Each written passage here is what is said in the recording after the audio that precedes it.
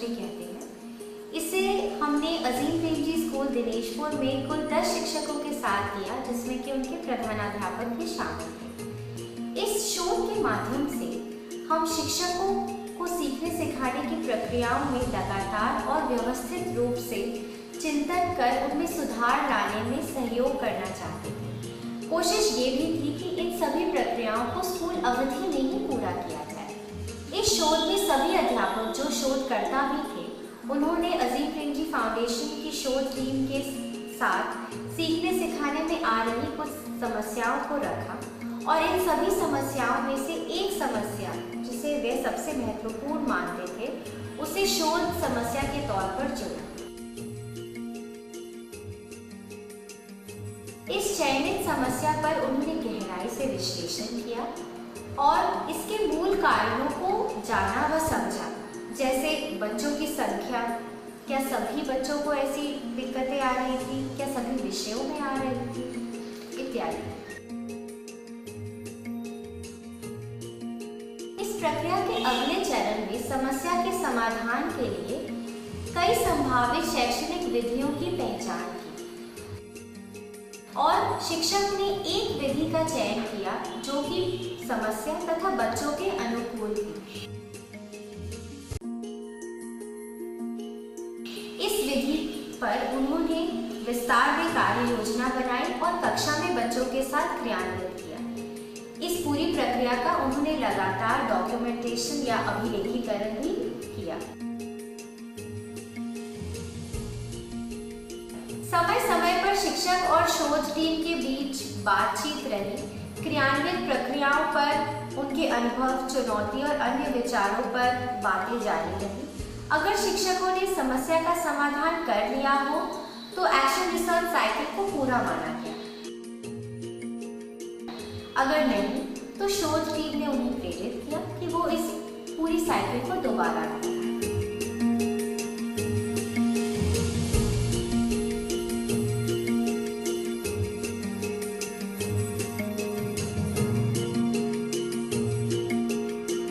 मदन मोहन जी, बताइए action research में आपका कैसा हुआ जॉइनिंग? शुरुआत से कैसा रहा अनुभव, आज कैसा है? मैडम, एक्शन रिसर्च दरअसल में मैं EBS पढ़ाता था। इस साल मुझे हिंदी का टीचर नहीं होने के कारण मुझे हिंदी मिली थी क्लास 4 में पढ़ाने के लिए। तो वैसे ही हमारे साथ चुनौतियाँ तो बहुत थी पहले से ही, लेकिन जब मैं क्लास में हिंदी पढ़ाने गया तो वहाँ पर अधिकांश बच्चे मैंने देखा कि या तो पढ़ने में अशुद्धियाँ कर रहे थे, गलतियाँ कर रहे थे, और लिखने में अशुद्धियाँ कर रहे थे, लिंग वचन का वो अशुद्धियाँ कर रहे थे। लेकिन उसमें से 4-5 बच्चे ऐसे थे जो अक्षरों और वर्णों को भी नहीं पहचान पा रहे थे क्लास 4 में। और ये शुरू में पहले स्कूल जाते थे कि कभी स्कूल गए नहीं? स्कूल गए थे, लेकिन उनका प्रति कोई ध्यान नहीं दिया गया उस स्कूल में, जिस कारण वो आगे तो बढ़ते गए लेकिन उनका उस हिसाब से अपना नॉलेज उन्होंने क्रिएट नहीं करा। तो वहाँ पर मुझे लगा कि मैं सोच रहा था कि इस समस्या से मैं कैसे निपटूँ। तो इसी बीच हमारे विपिन जी से मुलाकात हुई, तो एक्शन रिसर्च का प्रोग्राम आया था। तो मेरे भी दिमाग में तो यही क्लिक किया कि मैं एक्शन रिसर्च अपने ये जो क्लास 4 के हिंदी के बच्चे हैं इनके साथ मैं जरूर इसमें काम करूँगा और इनसे जानकारी लूँगा। तो मैंने कुछ अलग करने की सोची, मतलब उसमें गया लेकिन थोड़ा सा अलग करा। मेरी समझ ये थी कि बच्चे क्या होते कि उसको जो शब्द रचना है उस स्ट्रक्चर को अपने दिमाग में बैठा लेते हैं और वैसे ही बोलते जाते हैं जैसा उसमें लिखा हुआ है। अगर कहीं पर मैं बाई द वे एक अक्षर को छुपा दूँ तो वो भी उसको बोल लेंगे। तो थोड़ा सा मेरा उसमें डाउटफुल था, तो मैंने इससे थोड़ा सा हट कर फिर मैंने सर से, दीपक सर से भी पूछा था इसके बारे में। होल लैंग्वेज ट्रेडिशनल दोनों मैंने मिक्स करा था। उसमें मैंने क्या करा कि एक स्टोरी चार्ट में लिखी। उस चार्ट में 4 शब्दों को मैंने गोल करा और उनको पढ़ा पहले और उन पर बात हुई।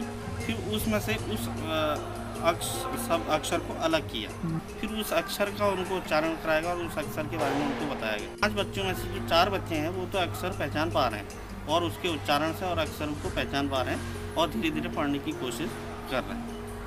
और असमर्थ थे का मतलब थोड़ा आप खोलिए, किस प्रकार के असमर्थ आपने देखे? वो जिस पोएम को मैं चार्ट में लिखाया था या पढ़ाया था, पहले उनको पढ़ाया था जी, तो दोबारा बच्चे से उसी कविता को पढ़ने के लिए कहा गया जी, इस कविता को आप पढ़िए जी। तो उस कविता को वो नहीं पढ़ पाए, बिल्कुल भी नहीं पढ़ पाए। एक शब्द भी नहीं। और आपने बहुत अच्छी तरह से कनेक्ट किया है कि कौन से वे कितने बच्चे को यह समस्या है। ये समस्या अधिकांशत उन बच्चों की है जिनके मम्मी पापा दोनों ही काम करते हैं। किस तरह के काम करते हैं? मतलब वो सुबह चले जाते हैं, सुबह 5 बजे 4 बजे चले जाते हैं। हमने किस तरह का काम? खेतों में चले जाते हैं। खेतों लेबर भी। तो अधिकांश वो डेली वेजेस ही हैं इधर पर। तो और वो बच्चे खुद तैयार होते हैं, खुद आते हैं स्कूल में और घर जाते हैं, अपना बैग फेंका और वो खेलने में मस्त। शाम को मम्मी पापा आए उनके, अधिकतर ये बच्चे हैं। ये बच्चे चित्र को देखकर उससे संबंधित शब्दों को पढ़ पा रहे थे, किंतु शब्दों को पढ़ने में निकलने वाली ध्वनियों को उक्त अक्षर वर्ण से जोड़ नहीं पा रहे थे। जैसे ये रिलेट कर नहीं कर पा रहे थे। कक्षा शिक्षण से संबंधित गतिविधियों में बच्चों द्वारा रुचि न लेना।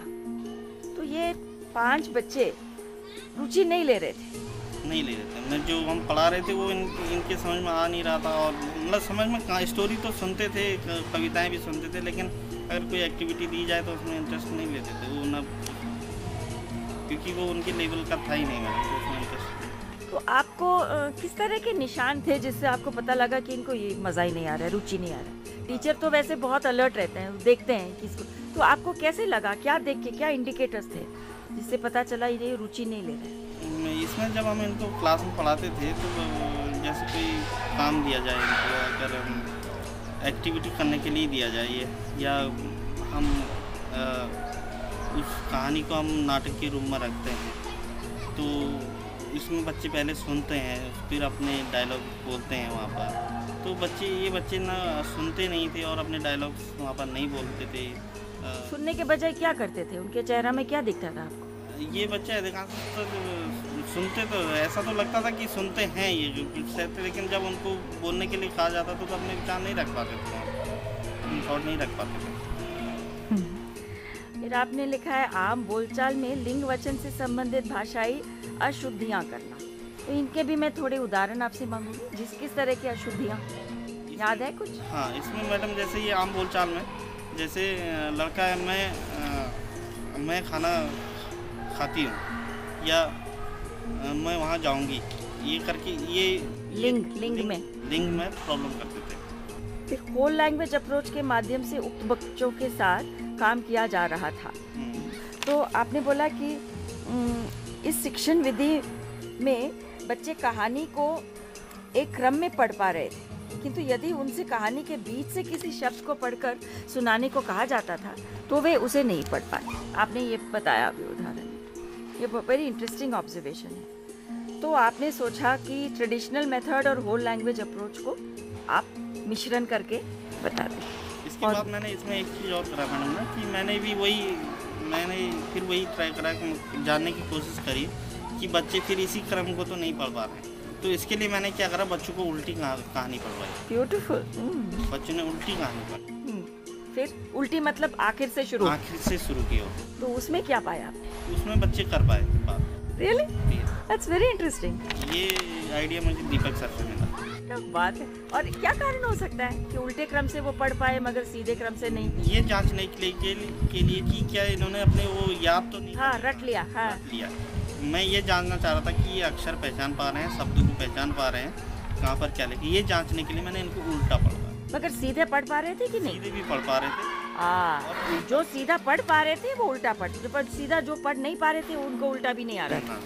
तो अगर आप संक्षेप में traditional method, whole language approach और आपका जो मिश्रण है, इन तीनों का में फ़र्क बताना चाहेंगे, कैसे बताएंगे?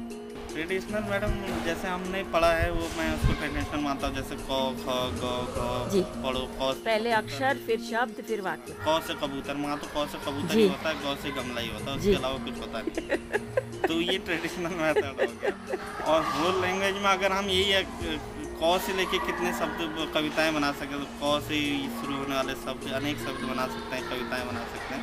पहले उसको क से अनेक शब्दों, उसके परिवेश से बात करी जाए, ये जैसे कमल है। तो आप होल लैंग्वेज में अक्षर से शुरू करते हैं कि शब्द से? नहीं, मैं शब्द से शुरू, स्टोरी से शब्द, शब्द से अक्षर। वो है होल लैंग्वेज अप्रोच। ओके। ये इसमें मैं आया तो इसमें हमने फिर मतलब फिर उसको अक्षर को मैंने अलग करा। जी। तो तब अक्षर के बारे में फिर बताया गया, तब बच्चे पहचानने लग गए उस अक्षर को। तो मैं समझता हूँ कि ये मिक्स मेरा ट्रेडिशनल और होल लैंग्वेज। नहीं, एक मिनट, होल लैंग्वेज में आपने बोला कहानी से शब्द, शब्द से अक्षर। हाँ, अक्षर। अब आपके मिश्रण में थोड़ा गहराई में जाइए, उसमें क्या फर्क है? मिक्सर में तो ये यहाँ तक तो चला ही चला, अक्षर में अक्षर के साथ भी अनेक एक्टिविटियाँ करी गई। हाँ, किस तरह की एक्टिविटी अक्षर के साथ? एक दो उदाहरण। जैसे हमने क लिखा, उधर 4-5 शब्द लिख दिए ऊपर से एक चक्र बना के, हाँ। फिर उनको जोड़ के वो लिखा, नए शब्द बनाने वाले। ओके, तो अक्षर में रुके नहीं आप, हाँ। अक्षर से वापस आप शब्द में आ गए। शब्द में। ओके, तो ये है आपका मिश्रण और ये इसमें आपने सफलता पाई।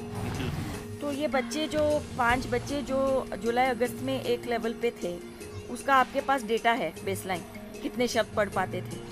स्टार्टिंग में तो वही ज़्यादा शब्द नहीं पढ़ पाते थे स्टार्टिंग में। वो रफली कितने नंबर पढ़ पाते तब? रफली 4-5 शब्द ही पढ़ पाते। और आज कितने शब्द पढ़ पाते होंगे ये 5 बच्चे? मैं अगर शब्द की बात मिला के, ये मेरे ख्याल से अभी अधिकांश शब्द पढ़ सकते हैं। तो मिला के कितना होगा उनका वोकैबुलरी? अभी कितना पढ़ पाएंगे? पहले आपने बोला 4-5 शब्द। हाँ। अभी कितने शब्द पढ़ पाएंगे? अभी वो पढ़ सकते हैं, वो मतलब कोई भी शब्द पढ़ सकते हैं, मैं भी ये कह रहा हूँ। रियली? हाँ। सारे 5 बच्चे? सारे 5 इतने। अच्छा, ब्यूटीफुल, कंग्रेचुलेशंस। और इस प्रक्रिया के माध्यम से बच्चे पढ़ने में रुचि लेने लगे। तो अब रुचि लेने लगे का क्या सबूत है? किस तरह के निशाने से आपको पता चला कि आप तो रुचि लेने लगे? उनको जब ये स्टोरी स्टार्टिंग में मुझे पढ़ानी पड़ती थी, खुद उनके साथ बैठना पड़ता था जी। लेकिन अब वही बच्चे स्टोरी खुद तैयार रहते थे पढ़ने के लिए और कुछ उत्साहित रहते थे पढ़ने के लिए। ब्यूटीफुल। कि मैं पढ़ता हूँ, उनमें होड़ लगी रहती, चाहे आप रहे या ना रहे। और घर में क्या पढ़ने की उनको उत्सुकता आ गई? क्योंकि आपने बोला घर में आप उम्मीद ही नहीं रख पाते थे पहले, तो अब क्या वो उम्मीद थोड़ी सी जगह मिल गई उसके लिए? घर में वो थोड़ा सा काम करके ला रहे हैं, घर से काम करके भी ला रहे हैं पहले से ज़्यादा। और ये जो आपने बोला कि इससे आपने सीखा कि परिवेश से जोड़ पाते हैं बच्चे, तो तभी वो शब्द सीखते हैं। हाँ, ये आप पहले से तो जानते होंगे ना? ये मैं पहले से थोड़ा सा जानता था, लेकिन मैंने इसको हिंदी में कभी यूज़ नहीं किया था मैडम। हाँ, मैं इसको क्योंकि ईवीएस पढ़ाते थे आप, तो ईवीएस में आपकी अनुभव है, लेकिन हिंदी से जोड़ के मैंने इसको नहीं देखा था। क्योंकि बच्चे, मेरे को लगता है कि जिस चीज़ को बारे में जानते हैं उसके बारे में बात करते हैं, अधिक से अधिक बात करते हैं उसके बारे में, और उससे फैमिलियर रहते हैं बच्चे, उनको जो आसानी से सीख जाते हैं। और कभी आपको लगा कि हमारे रिसर्चर कौन आपके साथ जुड़े हुए हैं? अंबिका और वर्तुल। हाँ। तो उनका आना जाना, उससे आपको क्या क्या लाभ मिले? क्या आपको कभी लगा कि वो ज़्यादा आते तो अच्छा लगता या कम आते तो अच्छा लगता? ऐसा कुछ आपको? ऐसा तो कुछ नहीं लगा मैडम, लेकिन वो आते थे तो उनसे अपनी प्रॉब्लम शेयर करते थे। वो अपनी जो हमने एक्टिविटी की क्लास में वो भी बताते थे। एक बार उन्होंने देखा भी, क्लास ऑब्जर्व भी करी, अच्छा लगता था। लेकिन थोड़ा कभी कभी टेंशन भी हो जाता था बीच में, अगर कहीं पर कुछ गलत हो जाए। आपको एक्शन रिसर्च करते करते कौन सी चीज़ें करने में ज़्यादा मज़ा महसूस किया आपने पहले से? ऐसा कुछ था? मज़ा तो मैडम ये आता कि अगर मैं अपने जो काम मैं कर रहा हूँ, अगर उसमें मेरे को संतुष्टि मिल रही है तो मज़ा तो वैसे ही अपने आप आ जाता है। वो 5 बच्चों में से अगर 4 बच्चे कुछ कर रहे हैं तो आत्मसंतुष्टि वैसे ही मेरा स्कूल का काम सफल हो गया जो मैं कर रहा हूँ। तो मैं ये पूछ रही हूँ कि क्या एक्शन रिसर्च करने से ये मज़ा बढ़ा? नहीं, बढ़ा, वाकई में बढ़ा। अच्छा, तो आपको क्या लगता है कि एक्शन रिसर्च किए बिना इन 4 बच्चों के साथ आपको सफलता नहीं मिलती? नहीं, सफलता मिलती मैडम, लेकिन एक्शन रिसर्च के माध्यम से ये हुआ कि उन बच्चों को अलग तरीके से सोचने का मौका मिला। मेन बात तो ये कि उनके ऊपर, उन समस्यात्मक बच्चों के ऊपर सोचने का हमको अलग से मौका मिला, और हमने सोचा उनके बारे में, अपने ग्रुप में बात करी और उनका एनालिसिस करा, किस प्रकार के बच्चे, क्यों इनको प्रॉब्लम है, वो जानने की कोशिश करी इसका क्या सॉल्यूशन हो सकता था। वो क्या एक्शन रिसर्च के कारण वो काम क्या ज़्यादा हो गया आपके लिए? नहीं, ज़्यादा तो नहीं मैडम। रिफ्लेक्शन तो हम वैसे भी लिखते ही हैं अपने लेसन प्लान के साथ साथ। ओके। तो ज़्यादा नहीं हुआ, एक थोड़ा सा ये हुआ कि बच्चों के बारे में थोड़ा सा और उसकी सोच के उसके बारे में लिखते। तो एक्शन रिसर्च करने से पहले भी आप इतना लिखते थे कि अभी ज़्यादा लिखते? एक्शन रिसर्च से पहले हम इतना नहीं लिखते थे। सो लिखने का काम बढ़ गया एक्शन रिसर्च के, मगर आप उसको चुनौती नहीं समझते? चुनौती नहीं, वो हमारे लिए फायदेमंद है मैडम, कि हमें बच्चे के बारे में पता चल जाता है कि उनको साथ आगे कैसा हमने करना है, किस तरीके से एक्टिविटी हमको इसके साथ करनी है।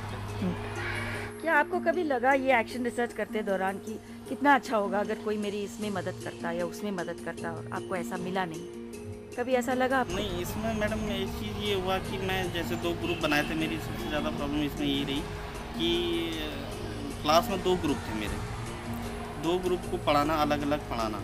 एक तो बच्चों को जो चल रहा है उनके बुक के हिसाब से और जो लेसन प्लान के उससे चल रहा है, और एक ही 5 बच्चे थे जिनको मुझे थोड़ा अलग पढ़ाना पड़ता, क्योंकि उसके बाद ये बच्चे उसमें से उन 5 बच्चों में से 2 बच्चे टेम्पो से आते हैं, जो टेम्पो 2 बजे बाद चला जाता है, नहीं रुकता है। तो उनके साथ मुझे क्लास में थोड़ा सा परेशानी महसूस हुई कि मैं कैसे इन 2 ग्रुप को, मतलब उनके साथ बिल्कुल अलग करना है। अगर मैं एक को छोड़ दूँ तो वो अपना हल्ला खुल्ला करेंगे और शोर करेंगे, तो मुझे यहाँ पर थोड़ी दिक्कत हुई। इसका कैसा हल निकाला आपने, क्योंकि काफ़ी मुश्किल सिचुएशन है? मुश्किल सिचुएशन ये है क्योंकि मैडम मैंने उन बच्चों के लिए एक्टिविटियाँ करी जो बच्चे रोज़ एक लेसन प्लान के अकॉर्डिंग चलते हैं, उनके लिए अधिक एक्टिविटी और जिससे वो बच्चे इंगेज रहें और मैं उनके साथ काम करूँ। अच्छा, तो वो भी एंगेज हैं और इनके साथ भी, तो अच्छा आपने बांट लिया है। बढ़िया। तो आप इस एक्शन रिसर्च को आगे बढ़ाना चाहेंगे ईवीएस में? बढ़ाना चाहिए। क्यों बढ़ाना इससे चाहिए? एक तो अपने को नॉलेज मिलता है, अपने को भी जानकारी प्राप्त होती है और बच्चों की अनेक समस्याएं होती हैं, उनको सॉल्व करने का एक तरीका हमको प्राप्त होता है, अपना भी नॉलेज, आपका भी नॉलेज क्रिएट होता है।